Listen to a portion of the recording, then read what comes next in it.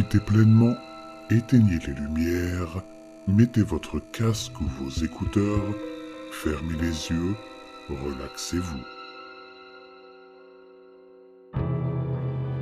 Je suis sur le point de faire une chose très stupide.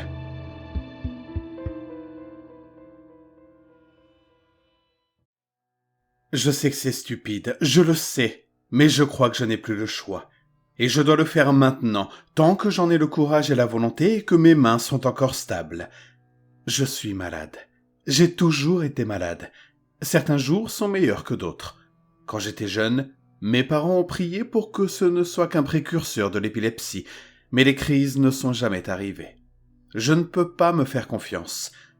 Je vois des choses. Certains jours, je les entends et je les sens aussi. Je devrais dire que j'avais l'habitude de les voir. Après avoir pris toutes les combinaisons possibles de pilules imaginées par 3 médecins, je pensais que nous avions enfin trouvé la bonne clé chimique pour mon cerveau en panne.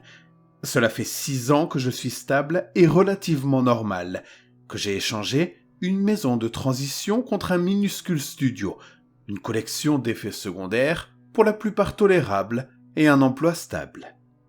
Je sais que ça peut paraître ennuyeux pour la plupart des gens, mais je chérissais chaque instant de cette monotonie douloureusement simple. Et puis, tout s'est dégradé d'un seul coup. Vendredi matin, je me réveille après le premier rêve que j'ai fait depuis des années. Une fantasmagorie vivante de couleurs et de sons, et je quitte à contre-cœur mon appartement parfait et stérile pour me rendre à pied au travail. Je le remarque dès que l'ascenseur s'ouvre. L'immobilité et le silence étrange qui règnent dans l'air lourd. La porte d'entrée du complexe est ouverte, déverrouillée et se balançant doucement. La moindre trace de fumée dérivant vers l'intérieur dans la brise humide. Dehors, les larges rues sont vides et dénudées.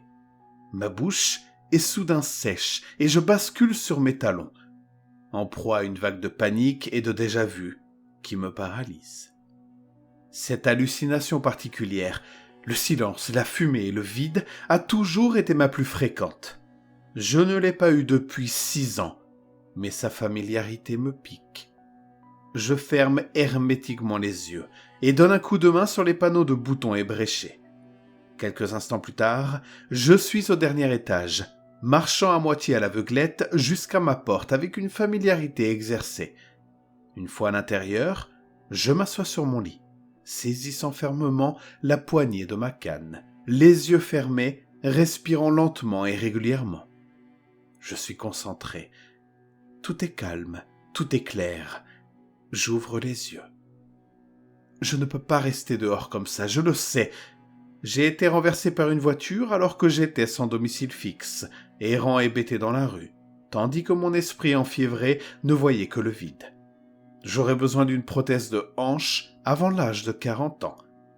J'entends les lamelles de mes os grincer un peu à chaque pas laborieux. J'appelle mon patron et laisse un message laconique, m'excusant d'être trop malade pour aller travailler aujourd'hui. Je retiens mon souffle en ouvrant l'unique petite fenêtre de mon studio. Il est si proche de l'immeuble voisin que je peux presque toucher son mur de briques et je ne peux pas voir la rue de cette hauteur et de cet angle. Mais alors que je m'efforce de me pencher par la fenêtre, des bruits de cris et quelques gémissements de moteur arrivent jusqu'à moi. L'obscurité du silence est rompue et je ressens un grand soulagement, sachant que mon épisode est terminé. Je suis en train de compter les pilules en colonnes ordonnées sur la table, me prouvant pour la 5e fois que j'ai pris mon traitement quotidien. Lorsque je commence à entendre des cris. Ils partent de très loin, chevauchent les piliers et les supports de la tour jusqu'à ce qu'ils semblent émaner des eaux de l'édifice. 1 heure plus tard, les sons semblent provenir de l'extérieur. Horribles, terrifiés, des amas incoatifs de mots à moitié formés et de supplications, ponctués de cris humides et déchiquetés et de lourds bruits sourds. Les exercices de respiration et de relaxation ne m'aident pas. Et je m'agrippe au bord de mon lit, trempé de sueur. L'idée apparaît toute faite dans mon esprit. Je dois barricader la porte. Je lutte pour l'étouffer. Ce serait comme si j'abandonnais. tous les progrès que j'ai faits ne serviraient à rien si j'envisageais l'idée que l'épisode est réel. Mais les cris, c'est nouveau pour moi. Il y a un bruit de mouvement à l'extérieur et la poignée de la porte tourne violemment et tremble contre le pêne dormant. J'essaie de crier, mais ma gorge est desséchée et seul un croassement sec en sort. La porte commence à fléchir légèrement lorsque des coups violents sont assénés à l'extérieur. Et un chœur de voix folle et gesticulante crache un étrange charabia de syllabes brisées. Il ne me faut qu'un instant pour me décider. Je me lève d'un bond et me jette de tout mon poids sur l'étagère, la percutant avec un éclair de douleur. Elle bascule lentement, s'inclinant d'abord comme un arbre, puis s'écrasant au sol. Par-dessus l'étagère, mon bureau et mes chaises tombent, ma hanche hurlant à chaque pas. Je m'effondre à nouveau sur le sol, m'efforçant de respirer, et j'écoute le martèlement s'atténuer et les voix horribles se retirer. C'était il y a 2 jours. Ils reviennent tous les jours et grattent à la porte, en chuchotant cet ignoble charabia. Parfois, je me permets de penser que je peux reconnaître les voix. Le téléphone est mort et il n'y a plus d'électricité. Lorsque je me penche par la fenêtre pour appeler à l'aide, la seule réponse que j'obtiens est un cri occasionnel ou un babillage ululé.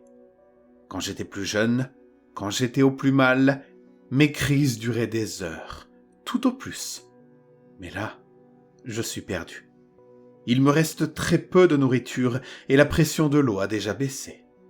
Allongé dans mon lit, dans la chaleur de la fin d'été, dans un moment de silence presque total, l'inévitabilité de la situation me vient à l'esprit. Si je reste, je mourrai de faim. Ce qui m'arrivera de l'autre côté de la barricade ne dépendra que de mon état de santé. Je veux croire avec un désir soudain que je suis simplement malade, simplement et profondément malade.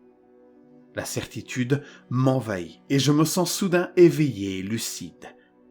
J'ai besoin d'un médecin, c'est certain, mais bientôt l'hallucination se dissipera et mon esprit guérira. Il faut juste que je me sorte de cette situation. Je dois sortir. Je retire lentement la bibliothèque, l'éloignant doucement de la porte pour qu'elle repose avec les autres meubles. C'est bien, je m'en assure. C'est sain, oui. Je tourne le verrou, pose ma main sur la poignée et tente de réprimer la terreur qui monte dans mes tripes.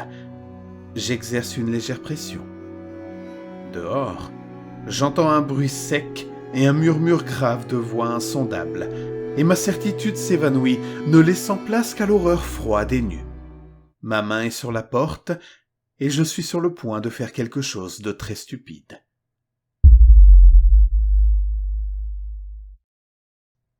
Cette creepypasta raconte l'histoire angoissante d'une personne souffrant de troubles mentaux graves, qui ne sait plus distinguer la réalité de ses anciennes hallucinations. Après des années de stabilité grâce à un traitement, elle retombe brutalement dans un cauchemar familier, un monde silencieux, vide, inquiétant, puis peuplé de cris monstrueux et de voix inhumaines qui grattent à sa porte. Mais cette fois, quelque chose cloche. Les sensations sont plus fortes, les bruits plus réels et la peur bien plus viscérale. Est-ce une rechute de sa maladie ou est-ce que l'horreur est vraiment en train de se produire dehors ?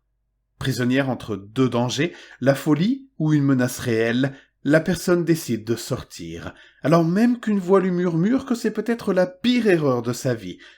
L'angoisse vient du doute.